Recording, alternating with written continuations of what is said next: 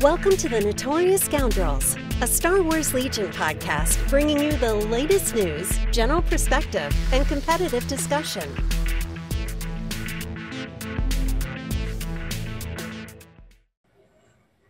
Hello and welcome back to the Notorious Scoundrels podcast. I'm Kyle. I'm here with Mike and Zach. What's up, gentlemen? Hello, frenemy. We'll get to that. Before we get to that, you got some housekeeping for us there, Mike?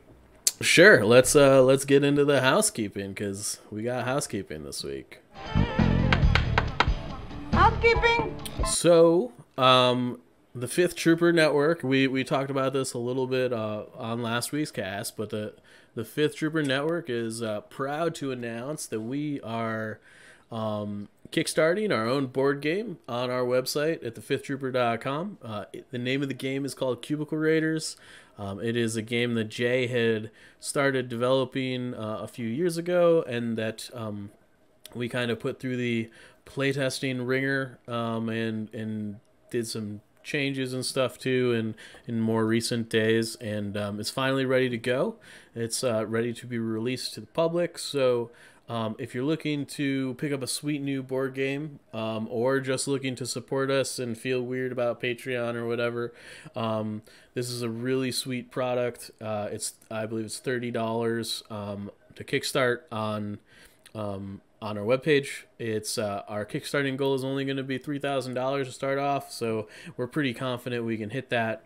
We're not really concerned about it, but that's our target level for this first board game. And if this is super successful, maybe there's other things that you'll see eventually that could be cool, that maybe we have in our back pocket. So we appreciate everybody's support, and if you're looking for a cool board game that's about 45 minutes, Cubicle Raiders may be for you. So I know Zach has played it. He was talking about it on the cast, I think, last week. We also did a live stream of me, Jay, John Bushman, and Brendan Franz playing Cubicle Raiders Sunday. You can find that on the Fifth Trooper YouTube. I think we're going to do it a couple more times. We've also got a TTS mod for it incoming. Jay's kind of putting up some finishing touches on it. You can see us use that mod in the YouTube video because clearly we all live around the country and it's COVID time, so we're being safe there. But pretty cool stuff coming down the pipeline for the Fifth Trooper Network, and again, we thank you for all your support, whether you back this endeavor or not. Yeah, Awesome. I just can't stress enough. It's just like a cool, laid-back, fun game. Like, I'm looking forward to playing it with my wife, because it's like a simple game that you just put on the table at any time. You can play quickly. Kyle, with kids, like playing a board game with like your wife, you need like the quick hitters, because by the time you're ready to sit down and play a board game, you can't really like descend into like Twilight and Imperium. Oh no, definitely not. Yeah. So it's good to have like one of those like games that you can just put down and know you'll get it done and have fun. Maybe let them win. Not just kidding. I don't let my wife win anything. So yeah, no, I'm looking forward to seeing it. And the mod looked great. I hopped into the stream on Sunday. Sundays are a little tough for me to join in, but I hopped in. It looked really cool, and the mod looked great. It had been a while since I played. I was like, oh man, I'm jazzed out to play this. Yeah, I mean, frankly, even the physical stuff looks pretty great. We've got we had a bunch of prototype copies made, and they were up at Jay's. So since I'm in New York, I stopped by and took a look, and I'm very excited about it all. Everything looks pretty sweet. So yeah. Awesome. I'm excited. I myself have not played it yet, so I'm going to do a Kickstarter and get it and play it with my wife. Do you let her win things? No. Yeah. All right. Good. Yeah. No, that'd be dishonest. Yeah. Not to go like on a tangent real quick, but we've been playing board games with our 3-year-old son, and Kyle, I don't know if you've played with your kids, but when you start teaching them board games and you try to let them win, Like you don't try to like force a win, but you don't. No. But then the time comes where you're like, all right, you let them get the taste of victory. Now it's time to play this game for real, and you don't try and cheese anything. And they get their first taste of loss, and it is an interesting concept to see a child go through that. I've never felt it because when I play board games with my wife, I never lose. So, but needless to say, Cubicle Raiders gonna take it down, and I'm excited. I'm also excited about. Do you hear the beating of that drum behind me? Do you hear that? Oh, that is the Civil War drum that I'm hearing that is happening in Invader League. Do you guys want to tell me about that? Yeah. So here, let's hit that news drop real quick. Welcome to In the News. So, Mike, they revealed the Invader League groups on Friday. There's like 40 of them. I'm in group 11. What group are you in? I think the group that I'm in starts with a 1 and ends in 1. Maybe it's 101, like Legion 101. No. Yeah, I'm also in group 11. So there are 6 of us in group 11, as there are in every other group, and 2 of them are us. Accurate. So yeah, gonna be an interesting Invader League season. I will say that I was not, as much as I love you, Kyle, I was not thrilled to hear that we were in the same group, just because, it makes it a little bit more difficult for us both to get out of the group. Yeah.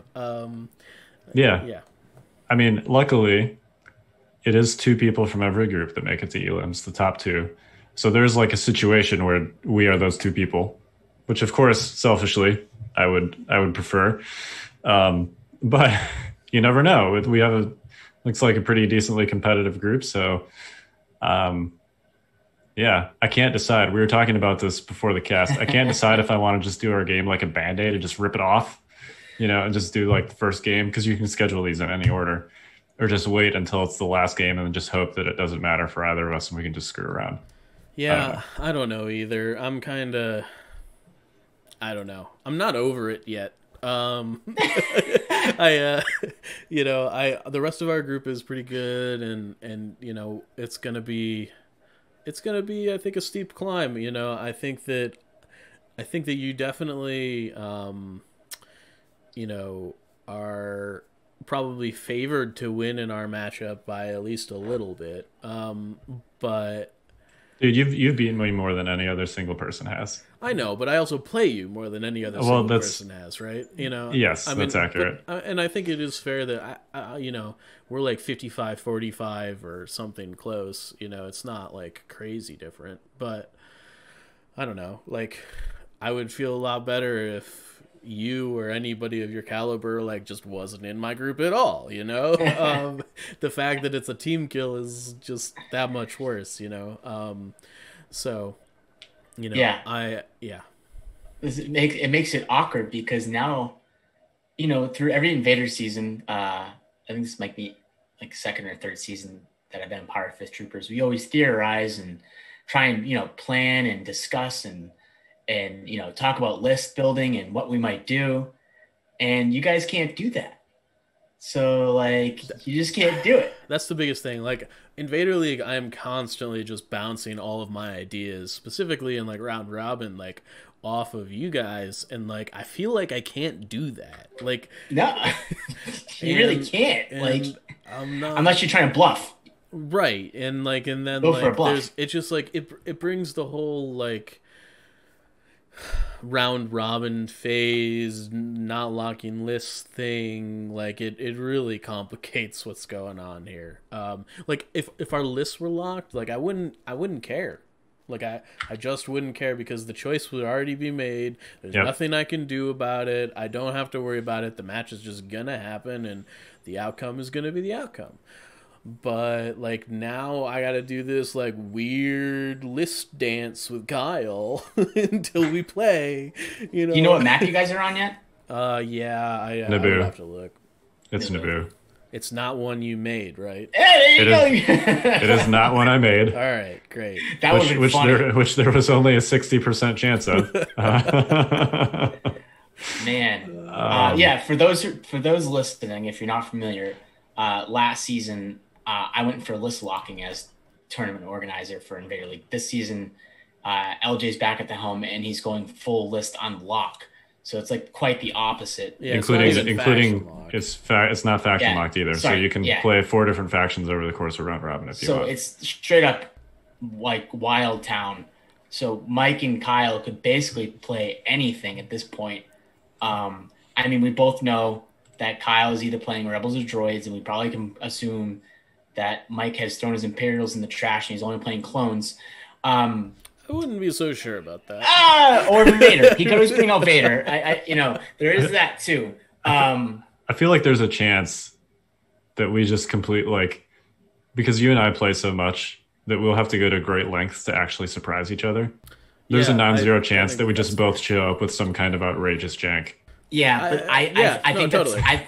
I think that is a lie, and this is coming from someone on the inside and has seen the inner workings. Because when we were doing our games when we were doing the strategy board that Mike had with Outer Rim that I'm trying to think of the name of, we were doing the campaign that got subsided because life got busy, right? I don't know how many times Kyle and I said, "Hey, let's build like a janky list," but every single time we circled back, we played a normal attrition list. And Mike and David, when you guys were, building your list, you probably were thinking the same thing, but you always kind of formulated into somewhat of a more of a, competitive list. And so what's going to happen is you're going to circle the wagons with these ideas. You're going to say, I'm going to bring jank and I'm going to do this. And then it's going to come down to crackdown time. And you're both going to have hyper efficiency lists on Naboo. And it's going to be a dogfight.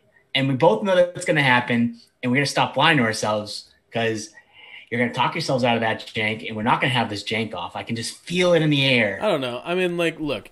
Here's the thing. At a minimum, we have to bluff like we're going to bring jank, right? It's like, I'm going to be like, look, man, I'm bringing jank. What do you bring? I got to keep him on his toes. Because if I let him just bring what he thinks is the best list because he thinks I'm going to bring the best list. But this is the compounding factor here, is that I think that if there was a best list or a best couple of lists right now, we would probably just play them.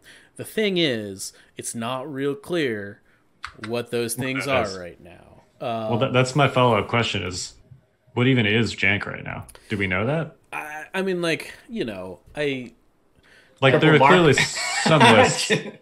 I have been experimenting with a lot of different things. The most fun list I've played recently was Triple Flame RT double T47, which I think you can confidently say is jank. Right? Yeah, I think so too. The thing is, I know you like that list, right? So chances are I bring a rocket launcher or two. I haven't lost the game with it. Yeah, so I mean, the chess game starts. And this is the thing, and I gotta say, I don't know what the RNG numbers are, but I'm pretty confident with some margin of certainty here that there are 3 players from the Nova region that play in Invader League. It's me, you, and Stevens. I think that's pretty much it. Gordon didn't sign up this time, did he? I don't think so. Okay. So I would like to point out that last season, Stevens was in my round robin group. This season, you're in my round robin group. I feel like the odds of that are very, very small. And then you played Stevens in single limbs, didn't you? I did. Well, at least in single elims last season, you and I ended up on opposite sides of the bracket. That's totally fair. We did not see each other in single elims, and we both made it pretty far into the bracket. So that definitely could have happened. I think the only place we could have met was the final. Yes, totally. It was we were literally on opposite sides of the bracket. Yeah. So that was lucky. It was. I mean, it was a coin flip, right? Once we got there, but yep. I don't know. it's going to be an interesting Invader League season. There's definitely, it's very possible one of us or both of us don't make it out of this group, which would suck. But I'm looking forward to it. I will say, I feel like, and Kyle, you can tell me if I'm wrong here. I feel like I have a little bit of an advantage in that you're very good in matchups that you know. But if I throw something at you that you don't know, I feel like in those matchups where like you don't know the matchup, I feel like I'm a little bit better in kind of winging it. Oh, you are. I mean, I think people joke about the whole tactical droid thing with me. But, if you watch the Clone Wars show, one of the things about the tactical droids is they're always computing all these strategies. And like the way to beat them is just, you do an Anakin thing. You just shoot from the hip, right? And they're like, this doesn't compute. Why are you charging directly at me? Or whatever crazy crap Anakin is pulling. Yeah, exactly. I'd say that's appropriate. Yeah. So I'm like I want to just play the best thing, but I also know that if I get into an efficiency duel with Kyle, like I generally come out on the bad end of that stick, just because like he plays that game very well, and I know he plays that game very well. So maybe I just need to play like triple Mando, Sabine, Operative Luke, and just like run him over with jumping goods, Yeah, not to put a not that I have a horse in the race here and I'm giving advice here, but what Kyle does best is stays patient even when things go wrong. So the way to do that is to overwhelm him where he can't be patient. The earlier you make things go wrong, because the better. I've seen him. We've seen him lose a full set of BX Commando droids last season in his first game, and he stayed patient and he stayed with the course. He stayed the course, and he ended up winning that game because he was patient with the whole thing and he didn't back off of his plan. And despite losing that unit early, he didn't change a thing, right? So the key is to put your foot on his throat, because if he loses patience, he loses it all. The fog comes in, right, Kyle? Accurate. Yeah, it's Zach giving all of my opponents strategy advice here. Yes. Oh man, yeah. I don't know. I'm generally pretty good at avoiding tilt and sticking with my original plan if something goes wrong early. But yeah. To be fair, it's not as easy as the way I just said it to crack that code. You can't simply do that. You cannot simply put your foot on someone's throat in Legion in the way that I put it, because you were in a position that if you lost those BX unit, you were still fine, right? You didn't overextend other units to then start losing the attrition more and more, right? Like I joked that putting like this game was against LJ, right? LJ could have put his foot on your throat, but he didn't actually have the opportunity to, because you only presented that one unit and you didn't present anything else to allow that snowball effect, right? So yes, I might be throwing out a strategy against you, but it's not as simple as the words coming out of my mouth. Like the actions behind them are way harder to pull off. Well, I mean, it is possible with certain lists, right? There's a reason I hate Tauntauns, and that's because that's a threat saturation list that just throws everything in your face. I won't lie, I've thought about Tauntauns a lot in the past 24 hours. You dirty dog. My lizard nemesis. I'll just run Palpatine. Yeah, that's a thing you could do. That is a thing I could do.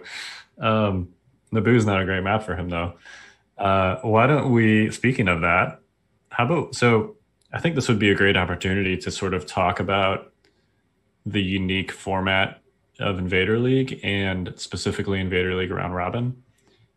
And if whether this is your first time in Invader League or not, or even if you're just doing something similar, like Invader League is very similar to sort of a week by week league. If you just go up to your local store and you play a different game against some random person every week, and you can bring whatever you want that week, and you might be on a totally different table every week.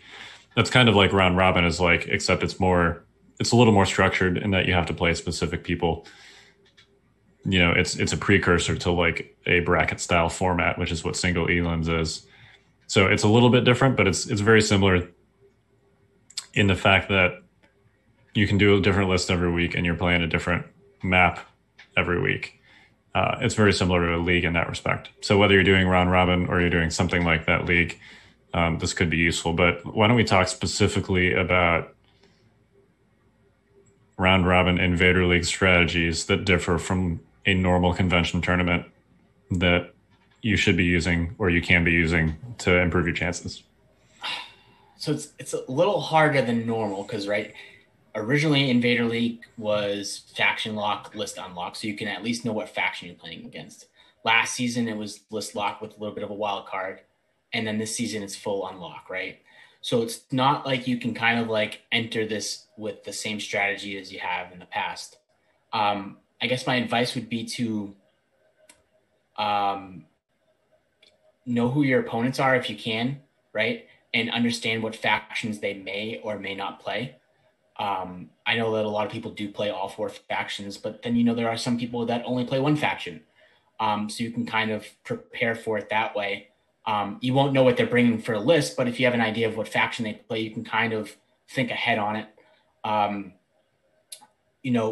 I've made several comments on the Discord about how online Legion's a lot different than in real life. And this is part of it because you can look at maps ahead of time. And while I'm not the biggest fan of that for a lot of reasons, it is part of Invader League and you should utilize that, whether you like it or not. I mean, just because I say I don't like it doesn't mean I don't look at maps when I'm going to play a game, right? Like they're there, that's part of the game. And when you're playing in a tournament, you want to win, right? And how to do that is to take the advantages where they are. And I don't mean that like take advantage in a bad way. I mean, take the advantage that are given to you in the proper way.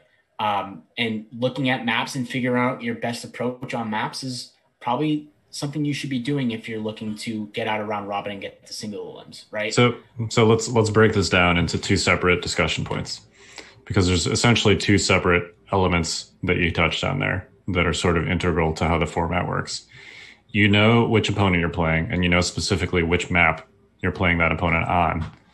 And you can look in the mod at those maps. They're all in there for you to use. So let's separate this into map scouting and then opponent scouting. And the latter is still important and useful, even though it's full list unlock and they could just play literally anything. Most people don't. But let's start with map scouting. Well, before we get into the scouting, I think that like to me, there's kind of like an even something that comes before the whole scouting thing, because I think that for most people, the best choice often is to just play the list that you would play in an elimination style format with. Oh, no question. Like if you were going to show up to like a normal like Nova or Gen Con or whatever, because unless you feel super confident, like if you feel confident that you can tailor a list and the changes you made are good without a ton of practice and stuff like that, like you can look at a board and know that you want to switch unit A for unit B, and like you feel confident that's a good decision and it's going to give you a higher % win chance. Like if you feel like you can make those decisions, I feel like the scouting conversation is for you. But I want to be clear that if you don't feel like you can make decisions, and we're going to teach you a little bit about how to make those decisions today, just to be clear, but if you feel like you can't make those decisions in an educated fashion, you're probably just better off sticking with one list through round robin and just calling it a day. Maybe make some tweaks based on like how you feel about the list, but I wouldn't. Sometimes the scouting thing can be a trap.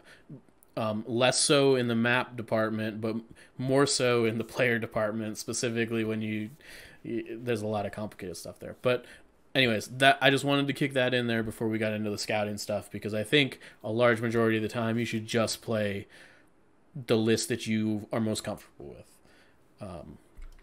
And I want to make one point before we shift over, right? If you are playing the same list like Mike is suggesting, which is what I also would suggest, but mainly because I'm a creature of habit myself, is one other thing you might want to do is if you look at your group and you understand who your players are, you have an idea who they are and what kind of if they like to bid, or if they like not to like, if they don't like to bid. And let's say you have like a list that let's say it's 796, but you can cut a luxury item in a game against your opponent that you think is going to bid also around 796, and you want to get blue player in that matchup, right? That's also another dynamic that it's a little bit part of the scouting, but also if you're bringing the same list and you have a luxury item you can cut and you want blue in a certain matchup against a certain player, contemplate that. And Mike alluded to that in like making little tweaks and changes, but that's where I would start with my changes if you want blue in a certain matchup. Which kind of goes hand in hand with map scouting, which Kyle, I'm sure you're going to get to next. Yeah, I mean, I do think you have to be careful about bids because it is full unlock, and that's probably the easiest thing for an opponent to change is their bid. So, I would assess your list from a bidding perspective. I would assess what you think a good bid is, sort of neutral, opponent neutral, if that makes sense. Just because that's so easy to change, and they could easily then also cut something, and then you just cut something for no reason and you're still going to lose the bid. So, but yeah, definitely, the best list is the one you're most comfortable with. If scouting produces some kind of revelation about something that your opponent is playing or some unit type or something that's good or bad on a map, if that's a unit type that you're comfortable with, maybe tweak your list a little bit to put it in there. But if you're not, don't throw a unit on the table or a faction on the table that you've never played before. Usually doesn't work that well. So, the best list is the one you're comfortable with. All right, let's talk about map scouting first. So I think this one is the easier of the two, by a significant margin, and I think that this season it's a little bit different, I think, because the maps are much more standardized. They're a lot more like you can kind of count on line of sight blockers. You can also count on like a saber tank being able to roll through most areas of the maps.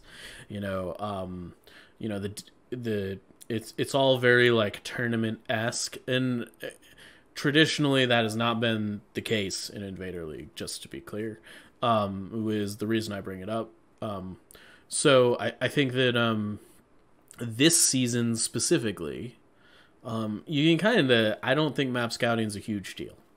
I think normally speaking, if you go back to like last Invader season, there was one with a bunch of trenches on it, and like maybe if you wanted to just like kit a bunch of units out with like ascension cables and stuff, or make sure that you like Mandos were not legal, I think, last Invader season, but like on a map like that, I would have been like, if I was playing Rebels and I was normally not playing Mandos, I would have been like all in on Mandos on that board, because jumping like over them and through them and like down into them and all that sort of thing. I think mostly what you're looking for here is, can tanks fit? That's a big one. Is the map super crowded to a point where I should or should not bring tanks? Because not only does it inform the choice that you should bring a tank or not, but it also informs how much anti-armor you should hedge against a random opponent, right? Like if tanks are really bad on a map because they can't move around, chances are you shouldn't even like really worry about bringing impact, because if they do bring a tank, it's probably not going to be very good. You might not even need to kill it. Whereas if the map is more standard, like the ones we have now, like you're probably still going to need to like hedge against a standardized opponent. So I think that's big. I also think that if we were in a little bit more wonky map style Invader League, jump is a big deal. Scale is a big deal. Those two keywords are the ones that I think that you should consider flexing to the most. Specifically since we've got so many units now that are kind of more common that you can add to your list. Like, if you were running like double arcs last season, like if you ran into a map that was a bunch of trenches, you could conceivably throw jetpacks on them, right? And like all of a sudden you're equipped to handle that situation. So and I think ascension cables is a very interesting tool to be able to handle that sort of thing generally as well. So those would be my main 2 bullet points when looking at maps. It's also like good to look at like blue deployment zones and stuff, but to me that section of the equation generally enters more into the player scouting than the map scouting, because knowing what side you want is not super helpful if you don't know you're going to be blue player. I will. Oh no, go ahead, Kyle. I just, with respect to that one thing specifically, I think you should assume that you're going to be blue player and just scout the map in advance anyway, and decide like if you're blue player, which side you want to pick. Yeah. Both because you can spend more time doing it and make a better decision, but also just to be kind of courteous to your opponent, so you're not spending like 10 minutes before the match starts trying to figure out which side you want. Don't worry, Kyle. I'm going to spend 20. So that brings me to my point, which, well, I wasn't going to get to this point, but since you guys alluded to it, one of the most important skills in Legion on a real table is making these split-second decisions on these boards and figuring out what side you want. Now, you have the tools to your advantage to look at these maps ahead of time. So I'm going to give you my perspective from how I would approach it. I would play the same list through round robin. I'm a creature of habit. I would maybe make some tweaks for bidding. That's about it. I know what my battle deck would be. Okay. And if you listen to this cast every week, you know I play a Jedi. Okay. So I'm going to basically break down how I would scout a map if I were playing Invader League, which I'm not right now. But if I was playing the season, I'd be bringing the same list, and I would look at these maps this way. I would first look at it from blue player's perspective, and since I know what my battle deck is and I know what deployments I have, I can visualize where the battle could possibly take place, and I can visualize where Obi-Wan would be moving across the battlefield, which is super important for if I want to succeed in playing this list with Obi-Wan. I need to know where to put him. I need to not have like a game plan, because you can never have a game plan. You always have to have an open-ended game plan. You can't just go in with one game plan. But you need to have approach vectors that make sense for your list, and you need to make sure that if you are blue, you pick the right side for that list. Conversely, when you're going through these motions, approach it as if you are now a red player, right? Reverse it on yourself and say, if I was red player on this map, and let's say my opponent picks this side, how would I approach my blue opponent from this side of the map? Like Mike kind of alluded to, these maps don't necessarily have a obvious blue side, which is a very good thing. And I think that's important that these maps don't have like obvious blue sides, and it could change in an instant. But if you have this practice where you're starting on one side as blue and then checking the other side as red, you're still going to come with the same outcome, whether you're blue or red on that side of the table, depending on what happens with bids and who picks what side. And like if you're planning to be blue and you are visualizing what's happening on blue, but your opponent's blue but chooses the side that you think would be red, you have a game plan for blue. You just don't have a game plan or a visualized game plan. And I'm putting these in quotes because, again, you don't want a complete game plan, but you have a visualized game plan of what you might do. You just don't know what their battle deck is. So you might have to make some shifts. Let's say you don't bring battle lines and they bring battle lines. Like, sure, you might not have looked at the map that way. That's fine. But you have an idea of where those pieces of terrain are ahead of time. And even if you didn't look at that approach vector before, you have that approach vector you can probably figure out quicker than you would in a normal game where you didn't get to scout the map at all. If you are bringing a sniper-heavy list, I actually think that's where scouting a map is most important. I know that sounds a little crazy, but sometimes when you get to a map in real life or on TTS and you get into a deployment situation, you actually don't have any good spots to deploy your second sniper. And what I mean by second sniper is your second sniper model, and to make sure that they're corner peeking to make sure they're not getting killed.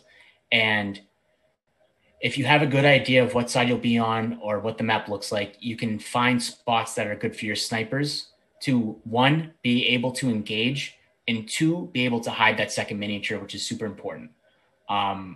It's not as cut and dry as that, but you want to be looking for those spots for those snipers if you are bringing up a sniper list. Other than that, that's how I would approach it, because I would bring the same list and I would bring the same battle deck, and I would just look at every map and just kind of look ahead of what could possibly happen and find spots for Obi-Wan and my snipers to go, basically. Yeah, I mean, beyond just like tailoring a specific list or a specific battle deck to a map, there are a lot of things that you can and should look at in advance and just be prepared to have kind of in your brain. And you hit on most of them, right? Approach vectors. So, ways to get to or around the middle via line of sight blockers. Important line of sight blockers that you'll be able to hide your stuff behind. Firing lanes. So, for example, Naboo is one of the 5 maps in the round robin pool. If you look at that map, you will see that there are 2 extremely long, pretty much map length lanes that go from short edge to short edge along the table. And very quickly, you'll see that those are good places for things like snipers and AATs. And there's not really, if you're playing short edge to short edge, the center has these 2 like very large squarish line of sight blockers immediately off center, like towards the short edges. So there's really no way to access the middle from the short edges except via one of those 2 extremely long lanes. So if you're looking at that map, you might be like, all right, regardless of what I'm playing, I have to know about these firing lanes and the fact that regardless of which side I pick, like this is where most of the action is going to take place. So things like that, just looking at approach vectors, line of sight blockers that are going to be important, ways that you can flank those line of sight blockers from both sides of the table, stuff like that. Yeah, I alluded to one of your games earlier, but there was another one that I think Mike and I might have streamed. And you were playing against an Empire list with your droid list last season, and there was a building towards the middle, and we kind of knew this on stream. It was a spot where you wanted Dooku to go. And because of that, because of your Dooku having, and this is super not pertinent, but also pertinent, right? Your Dooku had saber throw, and you turned his 1 pip into a saber throw lightning, like alpha strike. And then you were able to move him behind this building where he was never going to be attacked for the rest of that round. And it was like a clear cut case where you knew you were going to be blue in that game, which obviously you don't have that information this season, right? But for the sake of the discussion, you knew you were going to be blue, and you knew that building was key to your success. And you knew that going into the game. And that's because you looked at the map beforehand. It was no accident that Dooku ended up in that position. Let's put it that way. Yeah, it was like the only line of sight blocker in the center of the table. And I'm like, if I'm going to have a shot here against an Empire gun line with Dooku, I need to find a way for the fight to be around that building. And that was my plan, was to basically get Dooku behind that building and make it such that, veto cards and stuff in turn 0 so that he had to pass that building. And we ended up, I think it was payload 3rd slot. So I got lucky a little bit, but I basically vetoed the payload. And then based on where he put his payload, I put the destination terrain piece immediately, such that he had to go right past that building.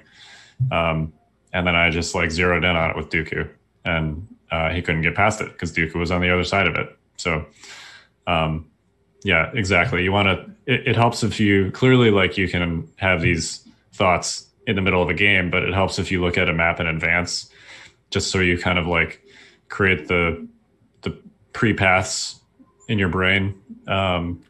Yeah, again, like don't go in with plan A and plan A only. Yeah. Like I know you didn't go into that game saying Dooku has to get to that building or I don't win this game. Like that was not the mindset. Right. But you at least looked at the map and knew that if you put yourself in a position to get to that building, you had a better chance if you didn't. Yeah, it was like if I can set up a situation where he's got to pass this building and I can get Dooku to it, I'm going to be in good shape. Yeah. It wasn't like that was the only way I was going to win, but yep, exactly. So yeah, just look at stuff like that generally with the map. We're not going to talk specifically about all 5 maps, but please look at in the link for the maps is posted in the Invader League chat. They are off the top of my head: Kessel, Scarif, Naboo, Fugly Industrial Complex, and Outpost 41. So, and as Mike said, they're all pretty quote unquote standard tournament maps with You look at them and they would look like a real table, basically, as far as how the terrain is laid out. So it shouldn't be anything too crazy, but still useful to look at those. They are all slightly different from each other. So, all right, should we move on to player scouting? I feel like this one is a lot. This is going to sound weird, but this one is, to me, this is less important. I think that it's not that it's less important. It's just that the format of this season makes it less important. And what I mean by that is you really don't know what anyone could bring. You could have an idea, but it could change from game to game. Like, there really are people that play 4 factions. That's not out of the realm of possibility. And you just can't plan for everything. And that's why, like, I know it's not list locking, but I would bring the same list because of that. Like, I would be approaching a tournament that I would want to win, that a list that could handle everything, right? It's tough. Like, it also understanding who your opponent is means that you also have to be active on Discord all the time too, right? You might not even know, like, some people might be playing Invader League and might not even be active on the Discord. They just kind of lurk and not really, and that's fine. Like, I'm not shaming them, but I'm just saying they might not have the information that I might have as an admin, right? Let's say if I was playing, I know pretty much most of the people that are in Invader League are on the Discord because I'm always on it trying to sift through information and make sure the channels are clean and everything like that.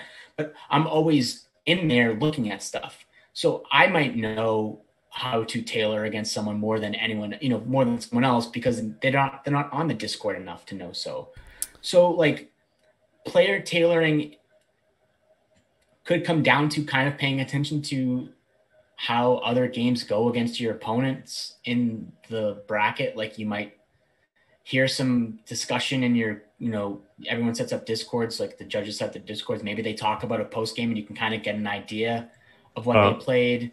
And well, hang on. Let's talk about one thing about the format real quick before we continue this conversation. Yeah. After two players play a game, both of their lists will be posted on the group server. Oh, I think I knew that. Okay. Yep. Yeah. I mean, so you won't have to, like, go to great lengths to scout okay. thing specifically. And that's partly to, I mean, there's several reasons for that. The first is just to make sure that the lists that the players sent to the judges is the one they actually played in the game. That's the primary reason for it. It's also so that, there's not, like, a disincentive to have a game streamed. Yeah. Because if you have a game streamed, then your list is out there. We're essentially putting it out there regardless of whether it's cards streamed and or all. not. Like, yep, everything. Yeah. So all that information will be in the group Discord. Yeah, I think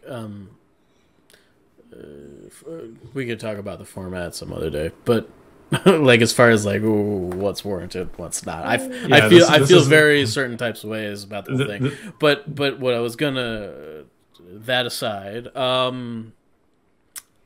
I disagree with you entirely, Zach. I think player scouting is the most important thing you could possibly do. I think that was me that said that. Oh, sorry. Yeah, Kyle, I disagree with you. I think it's Kyle. important. I just think it's watered down. Thing you could possibly do. I think it's important. I just think it's less important than map scouting. But continue your point here. And I think that so it's interesting. I didn't actually know lists were going to be posted, so that's nice to know. That wasn't. Maybe I missed it, but I don't think that was super advertised. In any case, I think anyways, sorry, I'm having initial feelings because I'm learning that information as we're on this cast. So I actually think I don't like that. I think what it allows you to do is that if you see someone has played a list like 3 times in a row, you can just tailor your list to beat the hell out of them. And I have a problem with that. But in the sense that I think that that's a perfectly reasonable thing to do, and that's why I think that this is so important. Before, you had to go and you had to, like, watch each stream that they were playing.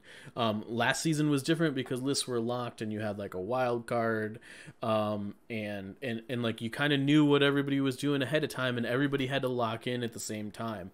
Now you've got a wild card literally behind every match, but I think that the people that are playing the same list every game are actually heavily hurt by these rules, and I think that's a problem with the format. But I think that people should probably change up their list if that's the case, that these lists are being advertised, because player scouting is a thing.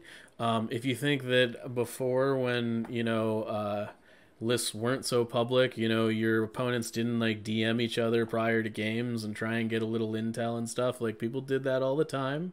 That, like, hey, what did so and so play 2 weeks ago, what should I expect? Like, now it's just turned up to 11 because lists are public and you can wildcard between every game. So if you played the same list like 3 times in a row, maybe, if you've got an opponent that you think is a little bit more lethal, or a little bit more that is going to be a little bit more, go for the throaty, you should maybe think about swapping it up. I don't know. It's tough because I think that the format really, really incentivizes just watching for common threads between your opponent. Did your opponent play 3 factions but always play a Jedi? Great.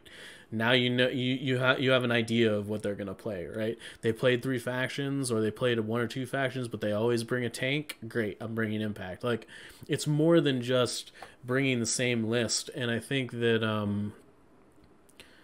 I don't know, you got to do it. It's a little harder, and I think it incentivizes people to play their games late as well. I wouldn't normally say this, like, because last season it didn't matter, but I would say if you can play all your games within the last 2 weeks, you should do it.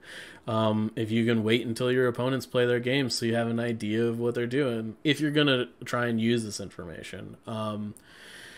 The judges and stuff may say that, try not to do that. I know that we've got 1 or 2 judges in here right now. So well, take what I'm saying with a grain of salt. I am not a judge. But before you continue, there is a hard requirement that you play 2 games by February 8th. No doubt. And everybody's got to play those 2 games. I get it. But I'm playing those games on like February 6th and 7th if I can, and then I'm gonna look at what everybody else is playing, and so I think I don't know how to really talk about it without being butthurt about the whole thing, but that's my problem. Sorry, guys. I do think it's clearly the format in many ways incentivizes players that can and do play a number of different types of lists, which is primarily veterans. I've made this point in the main Discord. I think that's obvious.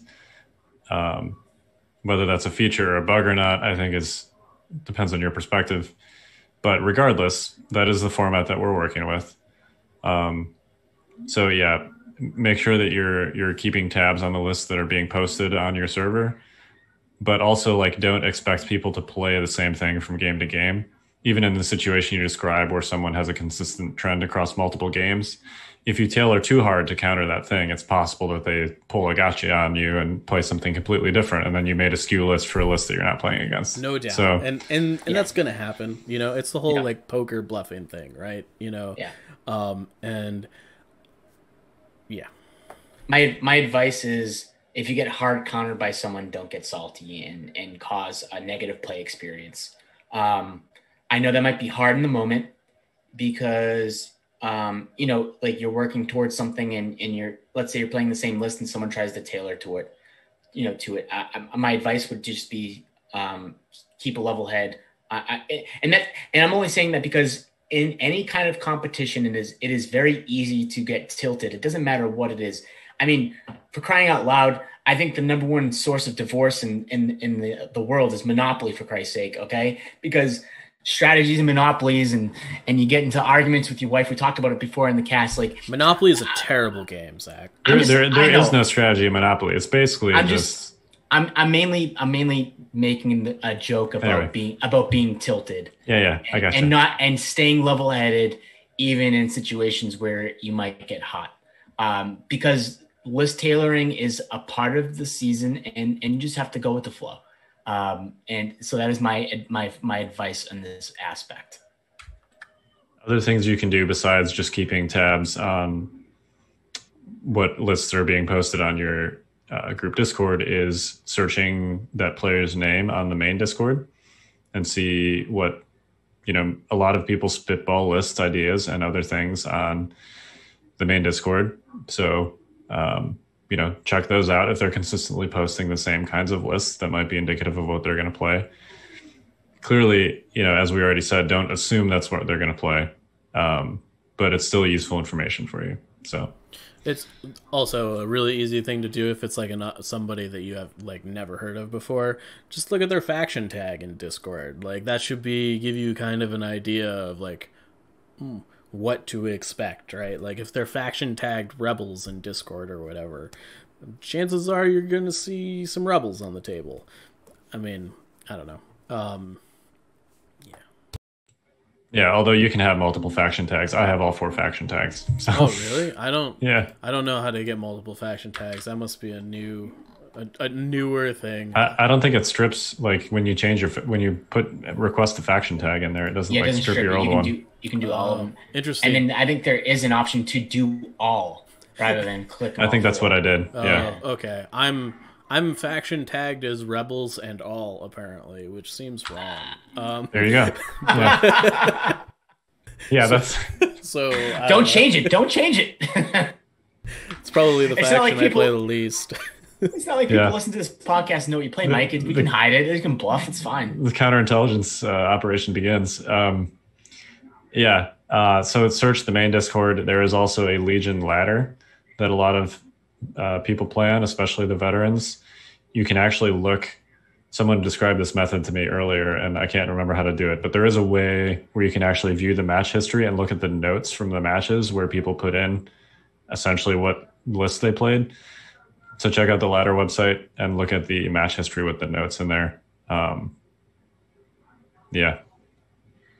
think as far as like how to, that's the primary ways. Clearly, if they have some kind of podcast or other content creator, you can listen to that and see what they talk about. The main advice is to just have fun. Yeah.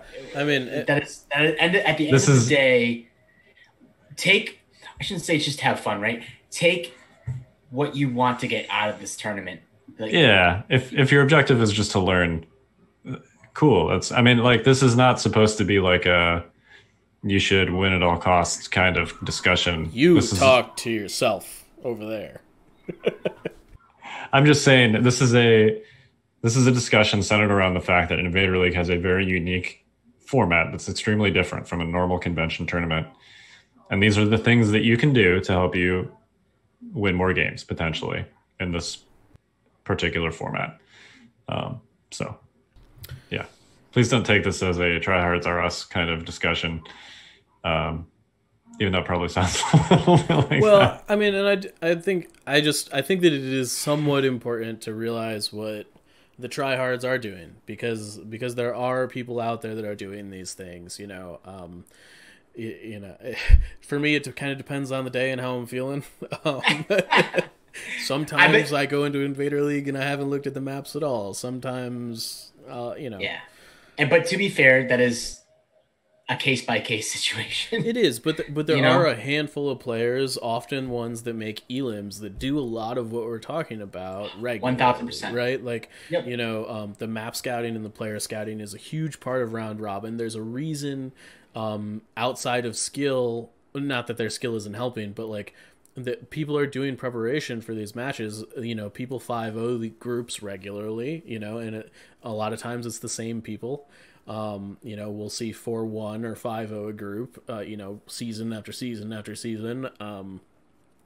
And they take it seriously. And, if you're in a group with Kyle Dornbos, maybe you need to be concerned about, people map scouting and get, they're going to get it right, at least when it comes to the map scouting. I will fully admit to doing everything that we have just talked about. Well, not only that, every season, all the way back to season 2. I feel particularly disadvantaged this season against you because you made half the maps. So whatever. Hey, it's not my fault they picked them. I know. I'm really not super salty about it. I play on tables you made all the time. But these are these are things you can do to gain an advantage. Sometimes they're gonna bite you. I promise you. As someone who was firsthand there to watch Stevens drop the tank, he brought to Nova, because he knew the tables were going to be cruddy, and then round 2 they dropped a bunch of extra terrain on the table, and it was absolutely horrible. And he kind of flunked out there.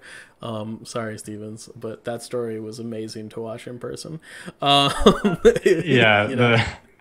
they had, so essentially there was like a box or many boxes of terrain somewhere sitting on a cart. This is the story of Nova Open. And they didn't know it, so they set out the terrain that they had, which was not much, on their 32 tables. And, of course, people took pictures of them. I showed up. Luckily, I brought Palpatine sort of because I didn't have any other cards in my holders, and I left my binders at the store that we had played the previous. Yeah, he did. He sent out an emergency text message the night before. He was like, "Guys, I don't know where my stuff is." Yeah, but I had Palpatine in my binders, so that was my list. It was the last list I practiced with, and that was what I was going to play. So when I showed up and there was like no terrain on the tables, I was like, "All right, I guess I'm going to have to make this work." And then between rounds 1 and 2, they found the boxes of terrain in question, and they put them on the tables, which, given the circumstances, like, it's better to have terrain than to not have terrain. It was definitely the right call. It's just Stevens had looked at the tables ahead of time and shotgunned a list with a tank because he knew it was going to be good, And then he couldn't get around when he actually played. Yeah, it was horrible. It is what it is. And Palpatine turned out to be pretty good when they dropped all these giant line of sight blockers on the table. Although some of them were like so big that it was, because they were 40k sized line of sight blockers, basically. Like, you can't, it would take Palpatine like 3 turns just to get from one side of that line of sight blocker to the other. So some of those were less than ideal. But anyway, that's a long way of saying it can bite you. Yeah. Moral of the story that you guys are getting at is that's going to bite you. The moral of the story I'm going to get to is that there's always going to be disgruntled players one way or another. Yeah. Oh, totally. But so, like there's never a completely right answer is what I'm getting at, right? Whether they left those tables open and Stevens enjoyed his tank, or whether they left them open and Kyle did not enjoy his time with Palpatine, or they put the terrain down and Stevens hates those maps and Kyle loves those maps. Like, no matter where you play, no matter what tournament it is, whether it's Invader, Yavin, Gen Con, this, that, the other thing, whatever it is, it's never going to be 100% happiness from everyone, right? Take that as you will into Invader League as well. Well, and before, it's because we do actually have a un-Invader League related strategy discussion to get to. So before we get to that, let me just sort of one final point on this list terror scouting aspect of Invader League and just how I approach it. I don't generally play like crazy skews in Invader. I'll use this information to do what Mike described earlier, which is take a list or a list style that I'm comfortable with and just make small tweaks. Like if I think my opponent's going to be bringing armor, I might swap out a normal heavy weapon for a rocket launcher. Or if a map has a lot of height terrain on it, I might swap out, my whatever normal, like I might swap out my normal focus piece unit for like a Sabine or something like that. But the rest of my list is going to be pretty much the same. So that's just how I view this personally. I don't do like crazy skews based on what my opponent is bringing or what the map's going to be, except Mike, obviously, which will be clearly a crazy skew. It's going to be crazy that you will never expect. It's going to come at you from the top rope. Yeah. We'll see, Kyle. We'll see. Anyway, so that's how I do this. I have done all of the things that we just talked about, but I don't generally do it to make drastic changes to my list or my style. More as a FYI type small tweak thing than because you're, at least from my perspective, you're less likely to be bit that way than if you do like some crazy skew and then your opponent anticipates it and does a 180 on their list and then you've just brought a bunch of counters for something they don't have.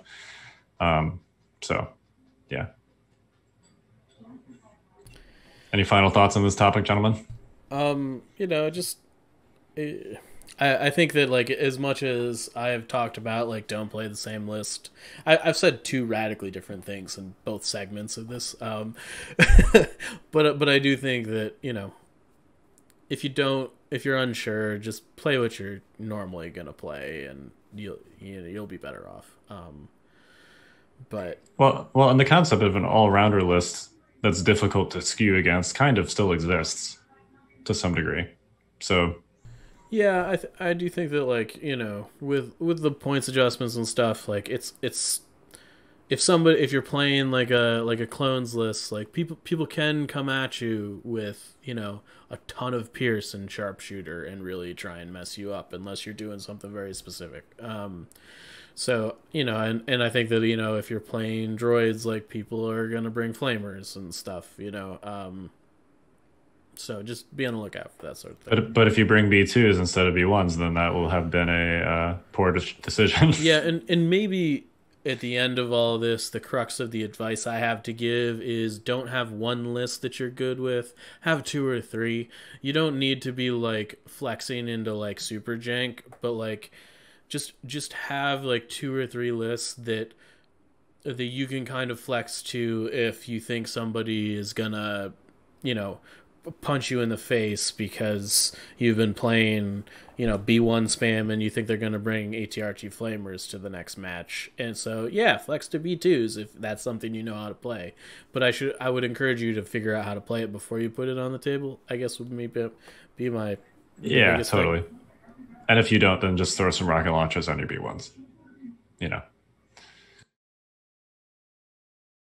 All right, so we do have a strategy topic today. We promised we would talk about the most amazing card command upgrade in the game, and that is Vigilance. Overrated. I don't think it's overrated, but let's talk about what it does first. During the end phase, choose either one friendly trooper unit at range 1 to 2 or up to 2 friendly core trooper units at range 1 to 2. Each chosen unit does not remove 1 dodge token. 5 points command upgrade. All right, so first of all, before we get into the implications of this, why do you think this is overrated, Mike? Two-part question. Why do you think this is overrated? And part two, have you actually tried a clone list with Vigilance and Situational Awareness spam? So the answer to... you put them in the wrong order, Kyle. I'm sorry. The answer to number 2 is yes. Okay. That's the short answer. So, in my experience, look, dodging crits is great. There's no doubt about it. Like, I get it. However, I think it is pretty marginal the vast majority of the time. The amount of time, and I think that this is kind of compounded by the fact that people feel like this is great because there's a lot of crit proliferation right now. I get that. I'm not sold that Tax Strike is going to be the end-all, be-all that people are trying to avoid for the rest of everywhere. But I do think that the strategy is pretty good against it. I think that it's very good against Marksman generally. It's very good against Critical generally, which is really what those Empire lists are doing these days. So, I mean, I think the crit proliferation is a big deal in regards to this, but I think more often than not, the lists you are going to be fighting, there's going to be plenty of hits in those pools for you to dodge, and I think that the idea that this whole the Vigilance plus Situational really gets you to a place where you're, I don't know, I don't believe it fundamentally. Like, Vigilance is not doing the saturation. Like, clone token sharing dodges are already super good. The fact that you get to hold like 1 or 2 is fine, but like kind of unnecessary. I don't know. I'm going to disagree with you via anecdote. I mean, I get the anecdotal stuff. I don't know. I'm not in for it. I think that this is particularly good against like lists that are not very good at throwing a large amount of damage, but those lists are like pretty bad anyways these days. Like this list is not good against things that have, hit you with 8 to 10 die pool hits like consistently, and I don't know. That's how I'm let me put it this way. It's not any better than the same list with like out Vigilance situational. Like I think the extra 20 points you're spending to like situational awareness all your dudes and take Vigilance, it could be spent elsewhere and it would be fine. And you're giving up valuable training and command slots for things that those lists need. So I'm gonna disagree, but let's first talk about what situational awareness is good against and what it's not good against, and then go on to why Vigilance kind of turns that up to 11. So you mentioned situational good awareness is good against crits, right? Now there are pools that small pools that rely on critical to get through. And there are actually a lot of those in the game, most notably ARC strike teams, T-21Bs, almost anything in that Empire list that you talked about, DLT-20s, most droid weapons, E5C is included, because if the average number of hits for an E5C is 3. So either you're crit fishing with an E5C if you're shooting at something in heavy cover, or you're trying to push through that third, maybe fourth hit. And it's a 9 dice pool, so something in that pool is typically a crit. So those are all things that are extremely prevalent in the meta, and that's just off the top of my head. Clearly, there are things that they're not good against, right? High velocity, so that includes AATs, Cassian, and Clone Wars snipers, primarily, and Iden with her sniper rifle. But the reason that this kind of turns it up to 11 specifically for clones, I think there's great uses to this in Rebels too, but Rebels can only get like roughly 1 dodge per unit. So you're still, those large dice pools, it's still not super helpful against. But at least with clones, since you can kind of suck up all the dodges from everywhere to eat an attack, not only does it work against like the small crit pools, it also works against the big pools. And I actually played, last weekend, I played Luke Cook, who was running a list that he came up with, which is like 11 activation clones with double vigilance, and every unit has situational awareness. And we were sort of stress testing this concept. I played B2s with HAs to try and see, like, can I just slam these dodge tokens with as much dice, which is much cover ignoring dice as possible, and see if I could just strip all the dodges with ridiculous range 2 pools. And at least in that game, the answer was no. Because after the first turn, he had double vigilance, so he started like primed with 4 dodges. And then every turn thereafter, he was dodging with at least 4 units a turn. That list has 2 clone commanders in it, so there's 2. It's got R2D2, so there's another one via calculate, and it's got a naked phase 1, so that's like minimum 4, and that's if none of your arcs and phase 2s are also dodging. So I basically found that like it was so much effort to plow through those 4+ dodges that he was starting every turn with.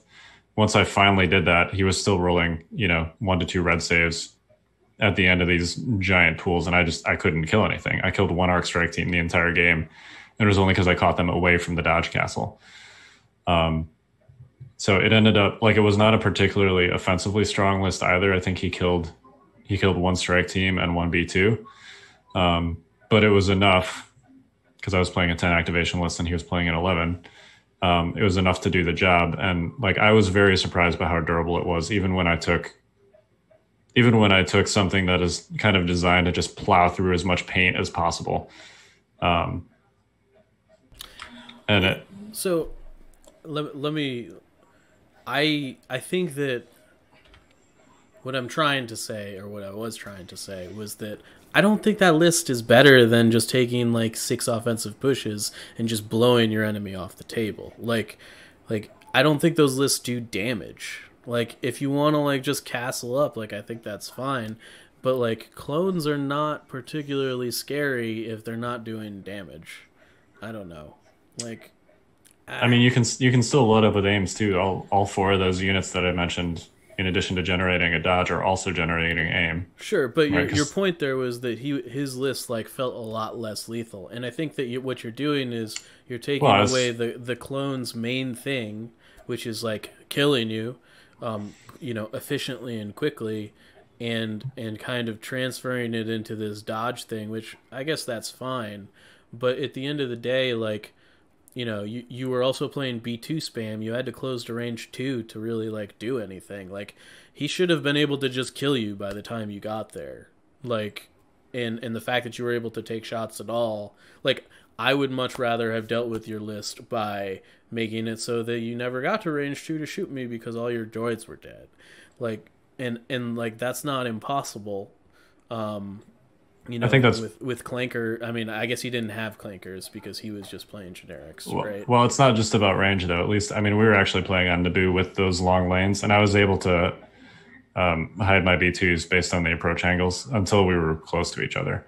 Like, if he had Clankers, it would not have allowed him to get shots that he wasn't taking. Totally, but at least in that situation. But like a standard clone list, even without Clankers, could easily blow a B2 unit off the table every turn. Like hands down, stack 10 aim tokens, a Z6 walks around the corner and just sinks an entire unit of B2s because the armor one doesn't matter, right? Like, and I don't know. Yeah. Well, I think that both of you are right, if that's possible. I think there's some sort of happy middle ground here that kind of works. Like, I understand that clones need to be lethal for them to probably be at their best, but I can also see where them being super defensive is kind of annoying because you can actually tailor that deck to I'm assuming he had some sort of a bid, or maybe not. I don't know, actually. He did not have it. That's the one problem with the list. But Yeah. there are other ways to do it where you have a bid. There's also ways to do it with Obi-Wan. There's ways to do it with Anakin. I think if you want to stack vigilance with situational awareness, and this is just kind of spitballing off the discussion, is you probably want to bring some sort of a bid because you're going to be playing a defensive clone list rather than an offensive clone list. And there are definitely some, deployments and some objectives that fit that mold better. If I had like a bombing run list, he would have been screwed. Yeah. Yeah. So while I agree that list has the chance to be very, very good, since it's red, I think it has a lot of shortcomings, which I can see where Mike is coming from on that approach, right? What I want to bring up is the fact that, and I know that the devs have spoken about this, and Kyle and Mike, I've said it to you guys, is that this shouldn't even be a thing. This card should say Rebels only because it feels like it's meant to buff Rebels, inadvertently buffed clones in the sense of this list, right? And I know that's never going to be a thing, so I'm not even trying to homebrew it, okay? But like, you can stack Obi-Wan with barrier and like defensive stance, and maybe even some portable scanners in a list, and make sure that Obi-Wan is never losing a dodge token, and that seems kind of ridiculous. I feel like this card is actually really meant for Luke Skywalker. Yeah, no, I agree with you, Zach. I think that this card is way better on Force users than anything else. Well, yeah. So with it, like, there are a lot of ways. That's just the first thing, right? That's one way to do it, is the clone dodge castle. There are a lot of ways to use this card that are extremely significant. So why don't we talk about those ways rather than like speculating about which lists are better than other lists. But Kyle, that one is trash. I'm telling you. Let's talk about all the different ways that you can utilize vigilance. And I will say, I think this is primarily, why don't we kind of narrow this discussion initially? Are there any like good uses of vigilance you guys can think of for Empire and droids? Dooku probably would like vigilance. I think Dooku stands out there. Like Dooku with maybe reflexes and maybe like one set of like portable scanner like on a B1 that has like the points to afford. Because why I keep on bringing up like scanners or defensive stance, and now I'm bringing up reflexes, is you inherently want to have multiple dodges on your Force users to get the use out of vigilance, because that entices you to spend a dodge, but also save a dodge because they're not nimble, except for Obi-Wan on his 1-pip turn, right? They don't have nimble. So fundamentally, you want to make sure that you have multiple dodges on there on the unit that you want to vigilance, because if you don't and you spend that dodge, you're not keeping that dodge, you're not getting the benefit of the 5-point upgrade, right? So yeah, other than that, Empire, Vader, maybe, I don't know. I don't see a situation where Vader's getting enough free dodges or enough dodge stacking that it makes sense for any kind of Empire list, really. If Vader had a command slot, I would take Vigilance on him, just to be super clear. However, he does not. I think the best place for this is in an Iden list that also has a command slot in it. That's not super common, so I don't think we're going to see it, but I think that if you were taking Iden and like Veers and could keep the two of them together, I think that that's pretty powerful, you know. I think anytime that you can use Vigilance on a unit that is likely to get shot at that has Nimble, like you might, it's almost a no-brainer.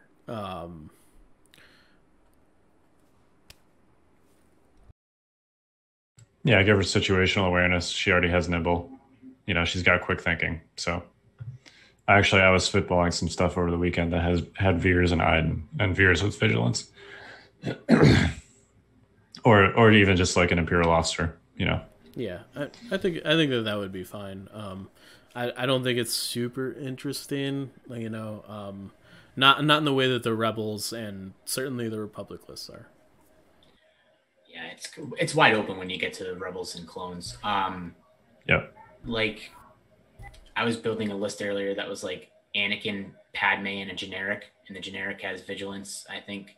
Or no, Padme has vigilance because then she can kind of infiltrate ahead, and you can kind of plan where Anakin might go, and you get like a dodge stack onto both Anakin and Padme, and you can figure out who you want to vigilance and stuff like that, because you can vigilance yourself based on the wording of the card. So the main point to that idea, right, and I'll bring up another list that I had in my head, is you need to be very aware of who you put vigilance on. Like, you can't just slap it in a list and say this is going to work, because it is limited to range 1 to 2, if I'm not mistaken. I'm trying to go off memory here. So you're limited to range 1 to 2. So you need to be aware of where your piece that has vigilance and the piece that you want to vigilance. Like, let's say you have Anakin Skywalker, for example, okay? Not the best example, but it's an example. He doesn't have a command slot, and he can't staple vigilance to himself. Now you have a generic clone commander, and you have Padme in the list. This is all just theorizing, right? Is it better to put it on Padme or the generic clone, right? This is just a simple, basic thing. You want it on Padme because Padme can put herself in a position that Anakin will be at, and the generic clone will probably sit back a little bit more than where Anakin needs to go, right? I don't know. No, I'm not saying that putting Padme forward is the best plan, but she has the more likelihood to be range 1 to 2 of Anakin at all times than the clone generic, right? So then, why not both?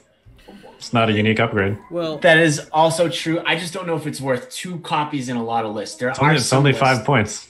There are some lists. Points. Like, I spitballed in my head the other day, like a double Rebel generic vigilance list that has. Here, I want to sort of like coordinate this discussion a little bit. Yeah. I'm going off. Let's talk about one faction at a time, and do this a little bit more structured. So why don't we start with Gar, since that's what we're already talking about, Republic. So you've already mentioned Anakin. How would you do this specifically in an Anakin list?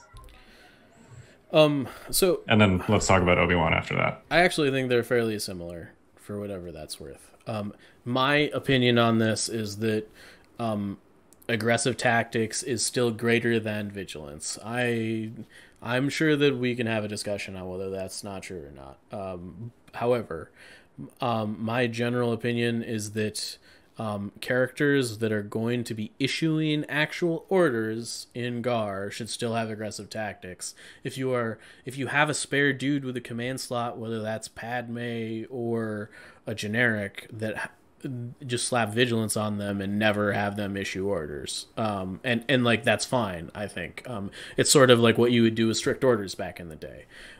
That's kind of my recipe for this. And I do think that like if you have a generic in a Republic list and a named character, it should have vigilance, like end of story. Possible exception being Anakin, and you maybe put strict orders on it instead. I could see that, but I mean, I do think vigilance is that good that you're just stapling it to the generic Republic commander. Ironically, in the list that I built on the same thread is, and again, I don't know if it would even work. Mike, you and I have discussed like Anakin, Padme a few times. Is I put strict on the generic and I put vigilance on Padme, and this is all theory crafting because I haven't played the list, but I just still think that you're more likely to have her in a position. But I do agree that if you're bringing the clone generic and you're not bringing strict, and you have Anakin in the list, you have to find ways to make sure that Anakin's not suppressed too. So you have to kind of plan when it comes to Anakin a little bit differently.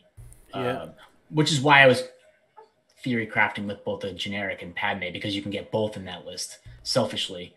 I do feel like that generally speaking in the like Anakin equation, I think you want the dodge tokens that you keep with vigilance on the clones most of the time. I don't know. The only keeping one as opposed to two. Like if you're only keeping one, keep it on Anakin because he can give it to the clones, right? But if you're keeping two, like I would select 2 core units and let Anakin's dodge token go to waste most of the time. It depends on how you're playing Anakin, right? Like I also think that a big kind of component of this is like, I think in a good Anakin list, he's back with the rest of the team anyways. So like he should be able to like everybody should be like range 2 of everything in an Anakin list, I think, until like turns 5 or 6. And at that point you've gotten the work out of vigilance at that point already. I don't know. Kyle, what are your thoughts? Yeah, I agree. I think the shorthand for this with clones is, we talked about last week, you should probably be finding a way to fit that generic clone commander into your list anyway, and just throw this in his training slot. Because if you've got a primary commander, if you're running Obi-Wan or Rex or whoever, you're going to be ideally putting aggressive tactics in that slot. So just then also bring a generic clone commander and throw vigilance in that slot, whether or not you're running one of those crazy situational awareness spam lists or not. Yeah, and of this course, is super good whether you're taking situational awareness or not. Is my thing. Like I think that situational awareness, you get like some value out of it for sure. But like the value you're really getting is the vigilance, I think. Yeah.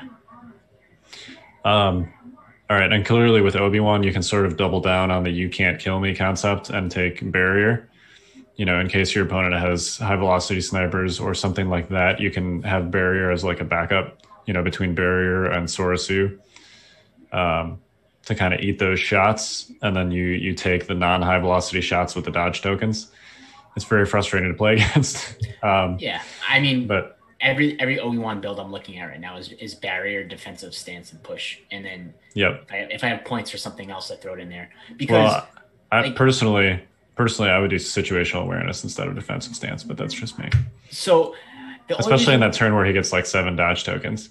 Well, the only reason why I suggest defensive stance is that you can, and this is from my experience, is early on with Obi-Wan, you typically move and you dodge. And you're now getting 2 dodges on Obi-Wan, and he's not nimble, right? And I already alluded to this in a little bit. And he can't share tokens, right? So rather than the 1 dodge token, he's your main vigilance, like a person, right? You now have the opportunity to have 2 dodges and guardian and barrier a shot. And when you guardian, you can also dodge, right? And you also retain a dodge with the vigilance. And now you have this train of dodge tokens that never ends, basically because you have knowledge and defense that gives you a stack of dodge tokens. And then his 1 pimp is also nimble, Okay, so you're talking about 3 separate turns just on those turns that he's going to have a dodge token saved by Vigilance, which is now gets you to turn 4, right? Because turn 1, you can't Vigilance. So now it turns into turn 1, into 2, into 3, and then to 4. He's keeping a dodge token, which is why I think Defensive Stance has a lot of value in that kind of a list, because you're adding an extra layer to your barrier. Like you can barrier a shot, go with Obi-Wan, take a dodge token, move, get barrier back, right? Because Defensive Stance is not a force power. You now have a dodge token and barrier up again. I know situational awareness, and I know you're big on it right now, Kyle, because you've been playing against it. I just think that Defensive Stance has more value there. And the only reason why I say that is because typically when you're getting shot by something for situational awareness and it's Obi-Wan defending it, he's in a bad spot anyways. Like he shouldn't be in a spot where situational awareness is that key. Like your Obi-Wan should not be in a spot where he's getting shot by ARC troopers and he needs a dodge token. He shouldn't be getting shot by like T-21B pot shots, like things that are giving you low crit potential that he can dodge. He should not be in that position, period. End of story. But like arcs. I mean, what about arcs? I said arcs. He should not be in a position where arcs are pummeling him. Agreed. He really shouldn't be. And that's why situational awareness is like one of those on paper makes sense on Obi-Wan. But in theory, and when you play him, you're basically setting yourself up to be like, I'm okay taking a pot shot from an ARC trooper and dodging it. And you should never have that mindset when playing a Jedi. No, I agree. You should never like be okay with being shot. But maybe this is a good time to transition to Rebels, because I'm a unrepentant Jedi Luke player, and I now run situational awareness on Jedi Luke. Really? And that seems crazy silly to me. Jedi Luke has a bunch of free dodge tokens that he gets, no doubt, but it's not like Kenobi level. It's more with Vigilance, and it's more if you take reflexes, which I also now take instead of Jedi Mind Trick, because there's a couple of reasons for that. Jedi Mind Trick has lost some value with the direct nerf that you can't use it on characters, and also with droids being so prevalent. But also, I think you can kind of lean into that situational awareness and spam more dodges, and it's really apparent to me how often the only thing that gets through heavy cover when you're shooting at Luke or a lot of other things, to include Rebel troopers, are the crits. You know, clearly there are these like silly big pools that clones can put together, that heavies can do, where you're getting more than 2 hits. But it's extremely common for most like quote unquote normal dice pools to get either just crits or even like 1 to 2 hits and then also some crits. And maybe you get 2 hits and 2 crits, but with situational awareness, you can cancel one of those where you wouldn't be able to before. So, anyway, let's talk about Rebels real quick. There's one kind of unit type combination that I want to specifically highlight here that I've found to be exceptional in these circumstances, and that is the Rebel trooper with either Z6 or DLT, the captain, and situational awareness. Especially with Vigilance, because they have that dodge basically for the entire game because they have nimble. And it's like giving them armor 1, except they can also cancel crits with it. I wish I had my deck of cards near me, because I would just really want to bring up situational awareness and be like, Kyle, where did this card hurt you? Because everything you're alluding to is situational awareness tonight. Well, because we're talking about Vigilance, which is a way to keep dodge tokens. I know, and the two like work together. Yes and no, not in the way that you feel like I don't want to say destroyed by this card, but I normally listen. All right, Kyle is like, you are like the center force of this squad here, right? And Mike and I are like the chaotic people, okay? And Mike and I very rarely see complete eye to eye. We will see eye to eye in a lot of things, and sometimes we'll string some things up on the cast because it's good entertainment. We're never mad at each other if we ever get at each other's throats, okay? I am very rarely in camp Mike Barry. I'm usually with like the center of the force, Dad Kyle Dornbus, but like I'm with Mike. I think you're, and then I know this is a tangent here, I don't know if situational awareness and vigilance they go hand in hand, yes, but the value of let's put it in perspective. You're taking a Z6 with the captain and situational awareness, you're tacking on an extra 14 points to that Z6 squad, right? Is it 14, 12 points for the points are changed, right? Is 12 points for a captain now? Is that it's right? 11. 11. So you're adding 13 points to that Z6 squad. Totally worth it. Vigilance, 100%. I don't know if I agree with that. And I'm Okay. with Mike. I'm Here, with Mike no, here. I don't. Oh man. Hang on. Let me finish. No, you can finish. I just want to say, if this was situational awareness, I would be like, Kyle, where did this card hurt you? Because I want to know. So it's not just that it's hurt me. It's devastated me. Okay, so there are a couple things. This is based 100% on experience because I have been stress testing this in the last couple of weeks. I've played, I think, 6 games since Vigilance has come out against clone lists that utilize Vigilance and situational awareness. And I've won 1 of them. And this is with attempting to come up with the lists that will counter that. I'm sorry, 2. To counter that concept specifically. Now, that said, I have also myself been using situational awareness and vigilance on rebel units, not necessarily at the same time in the same games, but I've used some combination in many games of 2 rebel trooper units with the captain situational awareness nimble thing, and then other just normal DLTs and Z6s. And I did not expect it to be good. I'll be honest. I was coming from the perspective of you guys. I'm like, this is 79 points for the one with the DLT. It's 73 points for the one with the Z6. That's a lot of points for a white save unit.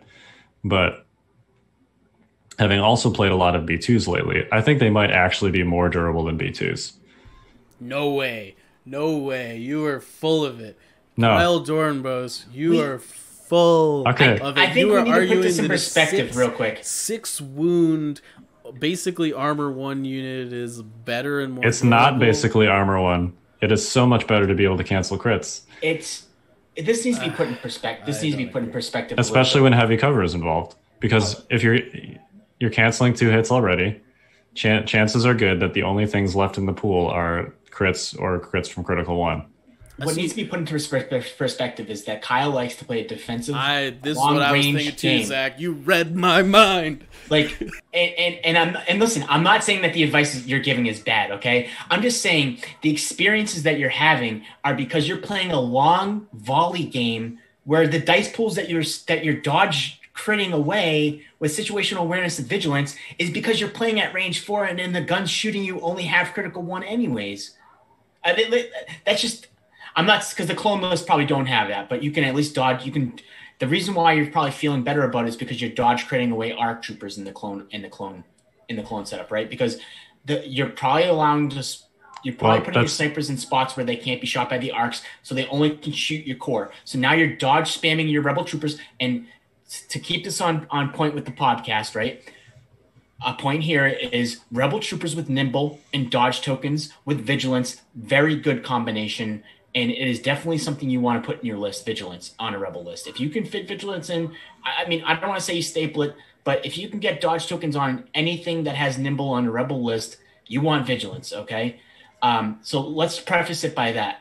But I do think that you're getting yourself engaged into these long volleys, and you're I'm not saying you're blind, because I understand you understand the game. But for Christ's sake, you're playing way more games than I do. I've only played 1 game in the past 3 months, okay? So I just fundamentally think that the way that your games have gone lately are skewing you towards the situational awareness. And I'm not saying that situational awareness doesn't have value. I just don't think spamming it in the list, and I'm with Mike, which is a very rare instance.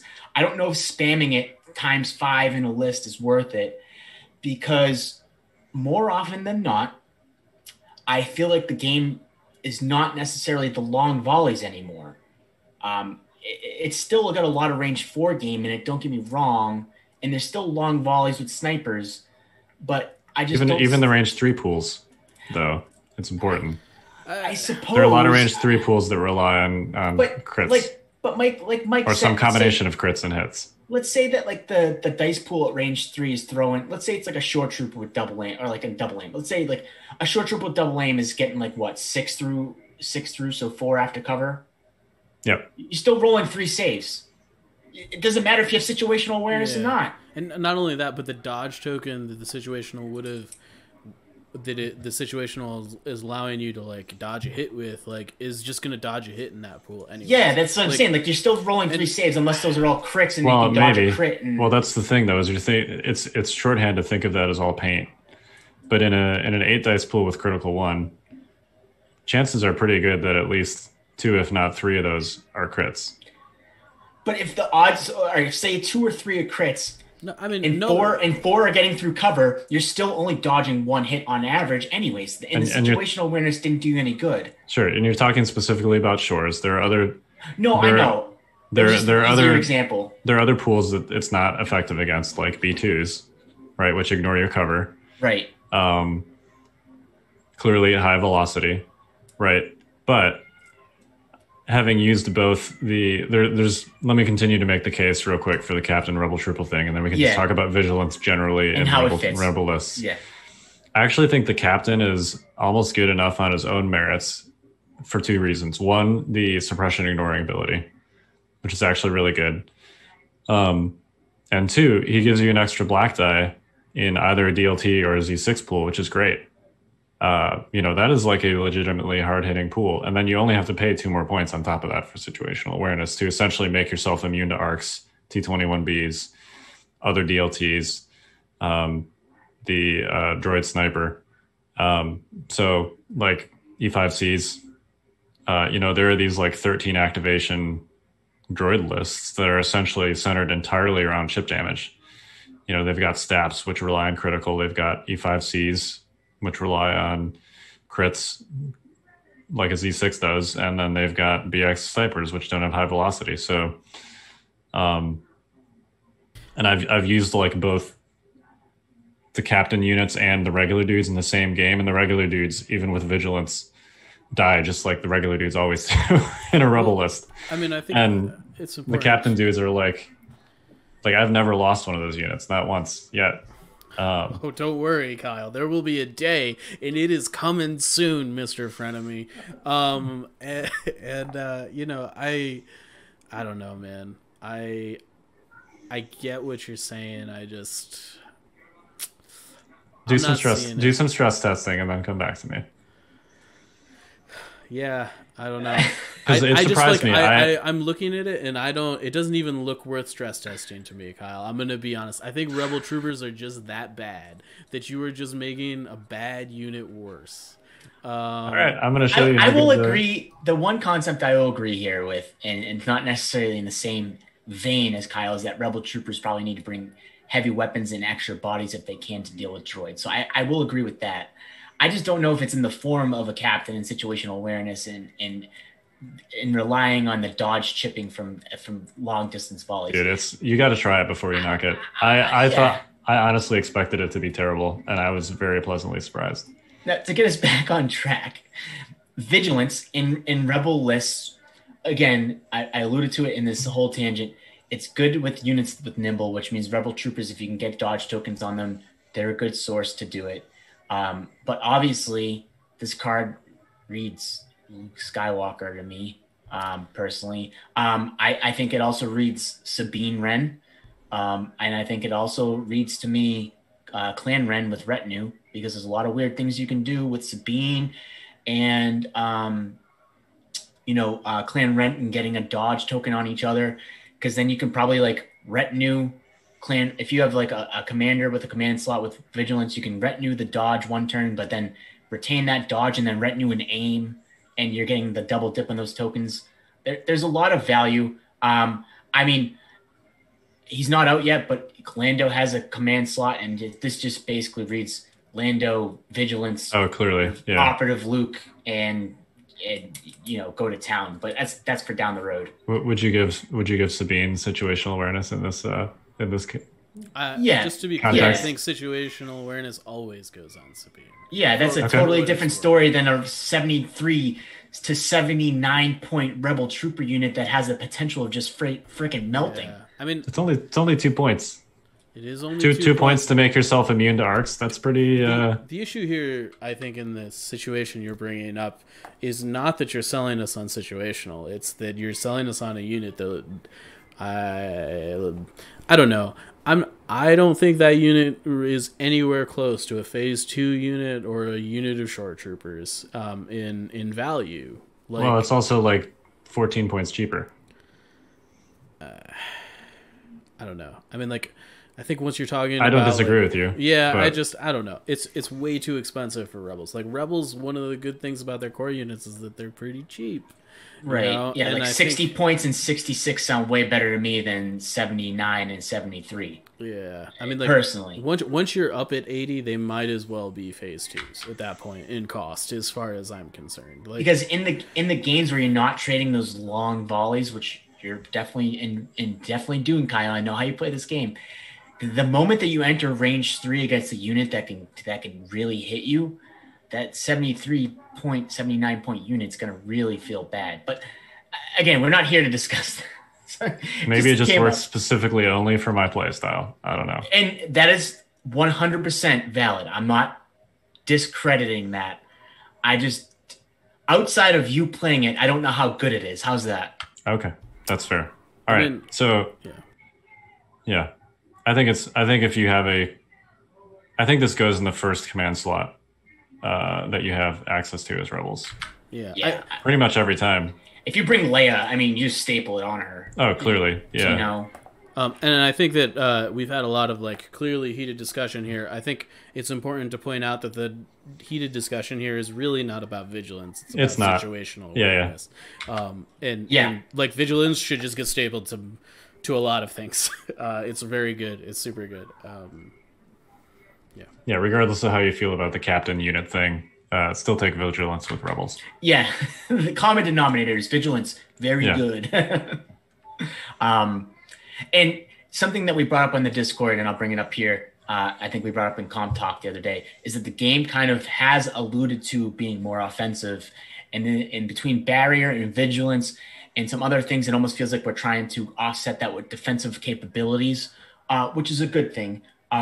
My concern is that sometimes it might be uninteractive, which in some of those games, it sounds like you might have had some uninteractive games. And that's all due to play style. It's not every game is going to be like that.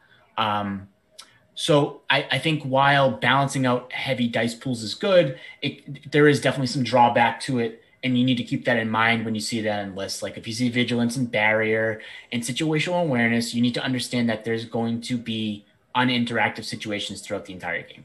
And just be okay with that. Like that's just the way the game's heading right now. And if it means it's offsetting a lot of offensive firepower that we've seen in some power creeping situations, I think that's generally okay. I would rather buff everything with like a defensive thing than bring some broken unit to balance things out, right? Like a 5-point card that lets you retain dodges to be more defensive seems like a good way to do that.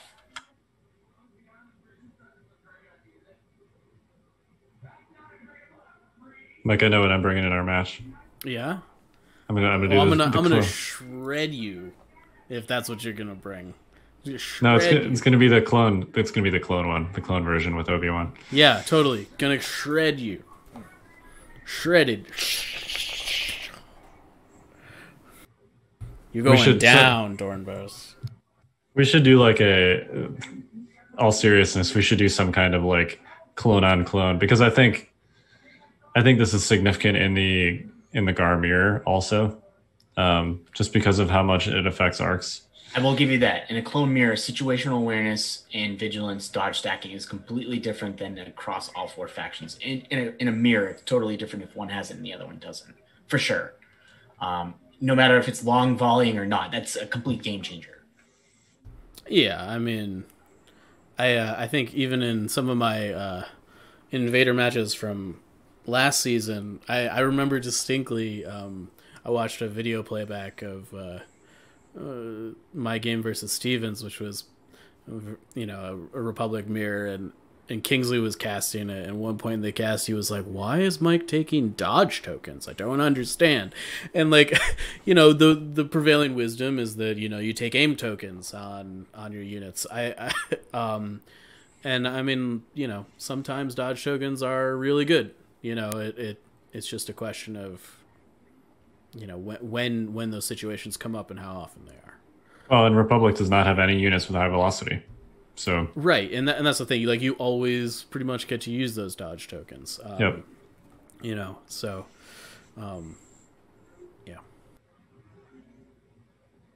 All right. Any further thoughts on Vigilance? I mean, essentially, I think the TLDR of this, however long 45-minute discussion as we just had, is stick it on the first command slot that doesn't have aggressive tactics in it for a Republic list, and stick it on the first command slot for Rebels. Well, I would like to caveat the Rebel stuff is that if you're not taking Rebel troopers and you're taking fleets and vets, it's real. Oh yeah, right. Yeah, that's an important distinction to make, because I'm sure that there are people out there that are playing some fleets and some vets probably more than fleets, especially with the new range 4 changes and stuff. So on those units, this is not good. we essentially rattled off the units that if you have them in your list, you want this, right? And that's Mandalorians, Sabine, Luke, Rebel troopers with heavies, which is a significant portion of Rebel lists. But if you're running some kind of, armor skew with double air speeders or something, then clearly you don't need this. If all your core units are naked fleet troopers or whatever. Yeah. My other advice would be, if you're doing it to bring it with a force user, is to have the mindset of getting a way to get them 2 dodges. That way you're and I brought this up earlier, you want 2 dodges so you can spend a dodge and retain a dodge if possible. Mm-hmm. So if you're building around Vigilance on your force user, figure out a way to get 2 dodges on them early. And take reflexes. Yeah, reflexes, or there's all sorts of different ways you can do it. Yep. All right, well, that was a long discussion on situational awareness, the brand new card from usually I'm not the one that derails our conversation. Nope. I mean, to be fair, you didn't really derail it. You brought it up, and then we kind of spun it on you. Mainly me. To me, it's just there's so much independently of each other they're good, but together it's 2 + 2 = 6 kind of situation. In my opinion. I don't know. I see. To me, what I feel like you're seeing is Vigilance is just 9 points of that 10-point conversation. I don't know. I guess we'll see. I also don't want to spend 20 points on situational awareness. That's in a Republic list. That sounds horrible. They're already so difficult to put together because of the points adjustments, to put together a list that in any way, shape, or form looks good anymore. Which we can maybe talk about some other time, but I don't know. There are ways. There are definitely ways. It's only 2 points per unit. So, I mean, we said that about Recon Intel, but we don't see that often anymore. Sure. All right. Well, any final thoughts? You're going down. No, you are. We do have to figure out when we're going to schedule our game, because we should probably stream that. Yeah. I would. I mean, do you want to just wait until we've both played 4 games? I don't know. Let's circle. We'll figure it out in a week or something. But I would prefer that someone else streams it. Oh, clearly. Maybe get David or something. What I don't want to do is have to worry about having a stream up and playing one of the harder matches this season. I'm going to have to play at the same time. Yeah, no, clearly we would have someone else stream it. But yes, I'd imagine that we should stream it in some capacity. All right. Well, we are the Notorious Scoundrels. I'm Kyle. I am the defeater of Kyle, the Republic champion. The situational awareness is terrible. I'm Mike. I am Zach, and I'm going to hunt down whoever hurt Kyle with situational awareness. It's at least 4 different people, so, All right. We're the Notorious Scoundrels. I already said that. Stay fresh, cheese bags. See? He's already off his game. Yep.